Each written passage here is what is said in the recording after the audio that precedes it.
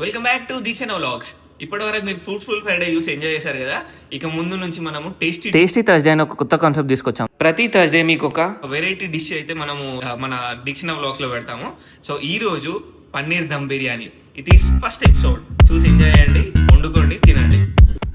తెల్లటి గట్టి పెరుగు తీసుకోండి, దానిలో 3 స్పూన్స్ సాల్ట్, 3 స్పూన్స్ మిర్చి పౌడర్, ఎర్రటి మిర్చి పౌడర్ తీసుకోండి. దీని ఫ్లేవర్ కానీ తర్వాత కలర్ కానీ బాగా ఎన్హాన్స్ అవుతుంది.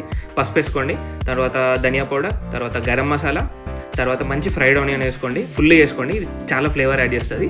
తర్వాత ఏం చేయాలి, జింజర్ గార్లిక్ పేస్ట్ వేసుకోవాలి 1 స్పూన్. తర్వాత మంచిగా ధనియా వేసుకోండి, ఇది కూడా ఫుల్ వేసుకోండి. వేసుకున్న తర్వాత ఇది మంచిగా కలపండి. కలిపిన తర్వాత ఇలా చేంజ్ అవుతుంది. దీనిలో ఆయిల్ వేసుకోండి, మంచి సాఫ్ట్ పన్నీర్ వేసుకోండి, ఫ్రెష్ ఇది. అది కట్ చేసి ఇలా పీసెస్గా వేసేసుకోండి, ఫుల్ కలిపి పక్కన పెట్టేసేయండి. నెక్స్ట్ ఇప్పుడు ఏం చేయాలి అని అంటే, ఒక బౌల్లో వాటర్ తీసుకొని ఈ మసాలాలన్నీ యాడ్ చేసేయండి. మంచిగా ఆకు, చెక్క ఇవన్నీ యాడ్ చేసి తగినంత సాల్ట్, ఒక 3 స్పూన్ సాల్ట్ వేసుకోండి. తర్వాత ఆయిల్ వేసుకోండి. ఆయిల్ వేసుకున్న తర్వాత ఒక హాఫ్ అన్ అవర్ బియ్యం నానబెట్టి ఆ బియ్యాన్ని ఇందులో వేసుకోవాలి. తర్వాత మనం ఇందాక పక్కన పెట్టిన ఉంది కదా, అది మ్యారినేట్ చేసింది. ఇది కొంచెం మనం హీట్ చేయాలి, ఎందుకంటే పెరుగు పచ్చిదనం పోవడానికి. సో ఇలా మొత్తం చేసిన తర్వాత ఒక 15-20 మినిట్స్ అయిన తర్వాత కాజు పేస్ట్ వేసుకోండి, ఇంకా ఫ్లేవర్ యాడ్ అవుతుంది. సో ఇలా ఆయిల్ బయటికి వస్తుంది మనకి. ఆయిల్ బయటికి వచ్చేంత వరకు మనం ఇలా చేసుకోవాలి.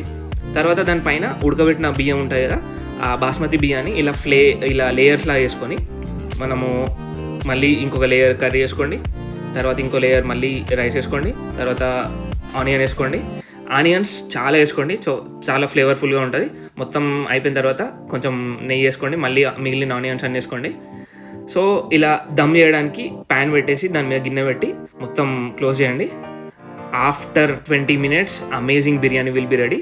సర్వ్ చేసుకొని తినేసేయండి, ఎంజాయ్ చేయండి. హ్యాపీ మే డే.